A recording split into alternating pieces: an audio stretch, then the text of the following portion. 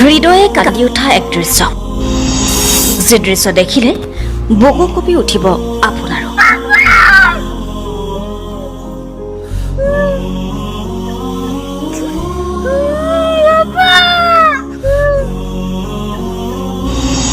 পিতৃহীন সন্তানে বুজি পায় পিতৃহাৰা হোৱাৰ বেদনা।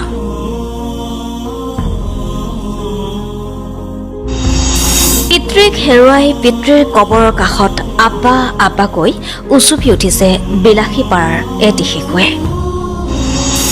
কবিৰে কাঢ়ি দিয়া পিতৃৰ কবৰৰ কাষত উচুপিছে কণমানি এটি সন্তানে। ছ'চিয়েল মিডিয়াত ভাইৰেল হৈছে শিশুটিৰ কান্দোনৰ দৃশ্য, আব্বা আব্বা বুলি উচুপি উঠাৰ দৃশ্য। AYDFৰ বিলাসীপাৰা যুৱ মৰ্চাৰ সভাপতি গোলাম মুস্তাফা আহমেদৰ মৃত্যু হৈছিল কেইদিনমানৰ পূৰ্বে। পিতৃৰ মৃত্যুত সহজে মানি ল'ব পৰা নাছিল তেওঁৰ কণমানি সন্তানটিয়ে। পিতৃক হেৰুৱাই ভাগৰি পৰে শিশুটি।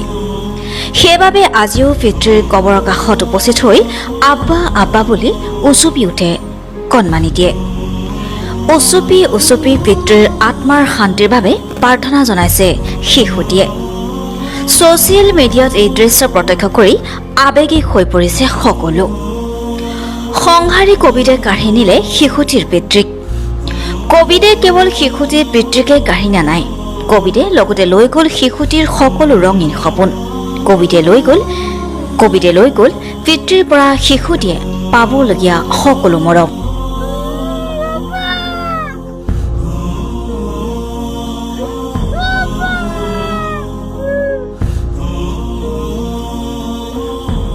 লাগাতিস বাবা, লাগাতিস।